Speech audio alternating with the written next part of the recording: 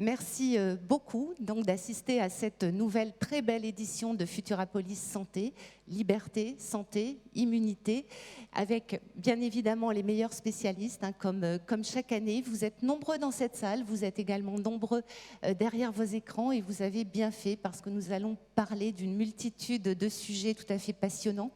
Nous allons bien évidemment parler de la Covid-19, comment cette épidémie est apparue, comment nous pouvons y faire face individuellement en renforçant notre immunité, comment nous y avons fait face et comment nous y faisons face aussi collectivement.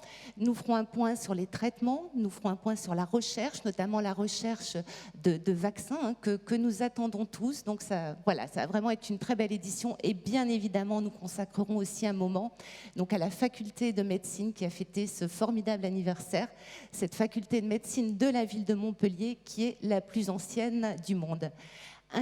Dernière petite précision, donc je ne porte pas de masque parce que je vais bien évidemment respecter les règles de distanciation physique, mais soyez assurés que toutes les précautions ont été prises et que vraiment les mesures sanitaires seront très scrupuleusement respectées. Pour introduire cette très belle édition, je vous demande donc d'accueillir maintenant Monsieur Michael Delafosse, maire de la ville de Montpellier, président de Montpellier Méditerranée Métropole, et Étienne Gernel, le directeur du Point. Messieurs, bonjour. Je vous laisse introduire cette très belle édition. Bonjour à tous, bienvenue, Futurapolis Santé numéro 4. Merci, monsieur le maire, de nous accueillir dans votre ville qui est capitale de la santé. Enfin, maintenant, c'est en train de se construire, c'est le 4e édition. Bienvenue, surtout merci de nous accueillir, nous, dans votre ville. Le Point est extrêmement fier d'organiser ici avec vous Futurapolis Santé numéro 4. Et dans un contexte, vous pouvez peut-être en dire un mot qui est quand même un peu spécial. Merci d'abord au Point de venir à Montpellier, d'avoir identifié notre ville qui est très liée à la santé, puisque... Longue histoire. Longue histoire qui se retiendra en 2 dates. Une en 1180 où le seigneur de la ville, Guillaume VIII, dont le blason, et on va le trouver là, fait en sorte que, le blason de la dynastie des Guillaume, fait en sorte que ce ne soit pas que les chrétiens qui puissent enseigner la médecine. Il met fin à ce monopole et ça rend possible la traduction du savoir médical arabo-andalou, notamment par les médecins juifs qui sont très présents dans la ville. Et il dit, à la fin de son édit, cette décision est irrévocable. C'est-à-dire que la tradition d'ouverture de la ville autour de la médecine, est irrévocable. Et puis, cette date du 17 août 1220, que nous avons fêtée à la faculté de médecine, où ça donne ce titre à Montpellier de la plus ancienne faculté de médecine encore en activité, qui fête ses 800 ans. Alors évidemment, Futurapolis Santé à Montpellier pour les 800 ans de la faculté, et où nous sommes masqués parce qu'il y a la crise Covid, et j'en appelle chacun à la responsabilité, mais ici elle est entendue. Et Futurapolis se tient aussi en distanciel, et on salue tous ceux qui nous regardent. Bah, évidemment, vous êtes les bienvenus, et je crois que ça illustre bien tout l'engagement d'une communauté médicale qui mérite d'être saluée pour sa recherche, pour son engagement auprès des patients, qui fait de Montpellier une ville d'humanisme. Il y a l'histoire, bien sûr, elle est importante, parce que c'est quand même la plus vieille fac de médecine du monde en exercice, si je ne me trompe pas. Puis à l'avenir, la recherche, les chercheurs, des start-up, Bertin Naoum, par exemple, qui sera là tout à l'heure, et puis Medvelet. Donc vous pouvez nous dire un petit mot? Alors effectivement, dans ce 21e siècle maintenant bien engagé, on sent qu'il y a les forces médicales du CHU, de l'hospitalisation privée, mais aussi de ce qu'on appelle la médecine de ville. Je le dis, qu'ils n'en prennent pas ombrage, mais on sent qu'ils ont la bougeotte, qu'ils ont envie d'innover, qu'ils ont envie d'aller outre de la recherche fondamentale, outre les patients, essayer de tester des nouvelles choses. Et on voit que tout un écosystème ne cesse de croître à Montpellier. Vous avez parlé de Bertin Naoum, bien sûr, on peut penser au professeur Jorgensen, au professeur Costala, qui a développé des techniques mondiales sur l'AVC, et tant d'autres. Et donc, vous avez fait référence à un projet que je porte en tant que maire et président de la métropole, Med Valley. C'est une idée qui est à la rencontre de tous ces chercheurs, de nombreux Montpelliérains aussi, lors d'une campagne électorale, c'est-à-dire un temps de débat démocratique, qui a germé dans notre équipe, qui est de dire la chose suivante. Alors les Montpelliérains vont tout de suite comprendre de quoi je parle. Notre ville s'est beaucoup développée vers le sud, vers nos entreprises, vers le millénaire. C'est Montpellier vers la mer. Mais au nord, il se passe des choses inouïes. Inouïes.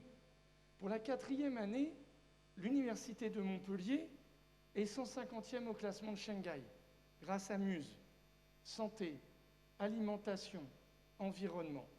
En écologie, c'est-à-dire le rapport de l'homme à la nature, on oscille entre la seconde et la première place, chaque année. Et puis, le CHU, où on sent cette bougeotte. Et nous nous sommes dit qu'il nous fallait structurer tout ça. Il y a des chercheurs qui se démènent, mais il faut structurer. Et donc, nous voulons définir un vaste espace propice à l'implantation d'entreprises autour des domaines de la santé, de l'environnement, de l'alimentation et du bien-être. Les Montpelliérains comprendront que, donc, au plan des 4 seigneurs, autour d'Agropolis, on ne va pas laisser se construire des logements, mais plutôt aider des entrepreneurs à innover en lien avec les laboratoires de recherche. Parce que c'est un enjeu pour notre territoire. Il ne faut pas partir ailleurs. Et il faut conforter cette dynamique. Parce que 800 ans, c'est bien, mais il faut regarder l'avenir. Et puis, c'est nous fédérer. Nous fédérer. Parce qu'il faut être à la hauteur de l'époque. Parfois, ici, les querelles de clochers n'ont pas réglé beaucoup de problèmes. Et se fédérer, vous voyez à quoi je fais allusion, se fédérer, l'université, l'ICM, le CHU, Agropolis, la ville, la métropole, la région, l'État qui souhaite être partenaire, eh bien, ça nous permet de donner de la force à Med Valley et donc de dire qu'ici, quand on cherche et qu'on veut innover dans les domaines de la santé, l'environnement, l'alimentation et le bien-être, eh bien, on est le bienvenu, en fidélité à notre histoire. Eh bien, merci beaucoup. Vous savez que, évidemment, partager, parce que ça fait partie de ça, l'université, c'est partager le savoir. Et en fait, l'histoire que vous venez de raconter, qui est l'histoire de la fondation de l'université de Montpellier, et du partage du savoir, du fait qu'il n'était pas réservé, c'est notre mission à nous, c'est notre travail, c'est de faire partager l'information. Vous savez que le service sciences, santé du Point est le plus important service du Point. Il y a plus de journalistes en sciences et santé qu'en politique, par exemple, au Point. Ça peut paraître étrange, parce que traditionnellement, c'est la politique qu'on traite en premier. Et nous, c'est la science et la santé, le classement des hôpitaux depuis plus de 20 ans, je ne sais pas. Je vois Renaud Grand-Clément, qui est notre PDG, qui est là, qui approuve. C'est absolument fondamental. On est très fiers au Point d'être le premier journal français à avoir mis en une Emmanuelle Charpentier. C'était il y a 2 ans, 2018. 2 ans, presque 3 ans maintenant, c'était en janvier 2018. Elle a eu le prix Nobel, on s'en réjouit. Je m'en réjouis personnellement parce que j'avais parié de manger une chaussure si elle ne l'avait pas dans les 5 ans. Et donc, vous voyez, la chaussure est intacte, je suis content.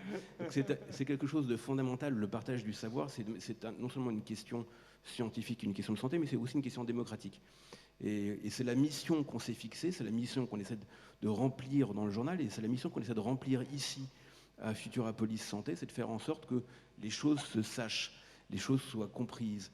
Et dans une période très particulière comme celle-ci, où circulent des choses plus ou moins vraies, des rumeurs, des histoires, etc., c'est très important de remettre un peu les points sur les i, quelle est la réalité, et de faire appel pour ça aux meilleurs spécialistes, dont beaucoup viennent de Montpellier d'ailleurs, de l'université, du CHU, des entrepreneurs de biotech, de Montpellier, mais de partout aussi. Donc on a les meilleurs. Il y a Aurélie Dijon qui va nous parler de l'intelligence artificielle juste après. Bertin Naoum, on en a parlé, etc. Et donc c'est notre mission première, c'est de partager ce savoir. Et c'est amusant parce qu'en fait l'histoire de la médecine, elle est faite de corrections d'erreurs, de préjugés, d'idioties qui sont racontées au colporté, et puis au bout d'un moment il y a quelqu'un qui cherche et qui dit non, c'est pas vrai, c'est pas comme ça que ça se passe. D'ailleurs je vous conseille à ce point de vue-là de lire le dictionnaire des idées reçues de Flaubert, qui est absolument passionnant, qui parle beaucoup de de santé ou d'hygiène et qui raconte un petit peu des choses entendues, des préjugés, des choses un peu bêtes entendues dans la bonne société sur la santé. Notamment, il y en a un qui dit odeur des pieds, signe de bonne santé. Voilà, et c'est très très amusant et ça raconte un peu l'histoire, et on en a entendu récemment des bêtises, et puis la science elle est là pour apporter des réponses, et c'est ce qu'on va s'efforcer de faire ensemble, hein, monsieur le maire, pendant ces 2 jours de Futurapolis Santé, qu'on vous souhaite les meilleurs possibles, et dans la joie, hein, c'est ce que disait Voltaire, j'ai décidé d'être heureux parce que c'est bon pour la santé. Merci beaucoup, on vous applaudit. Merci beaucoup, monsieur le maire. Merci beaucoup, monsieur le maire. Merci, Étienne Gernel.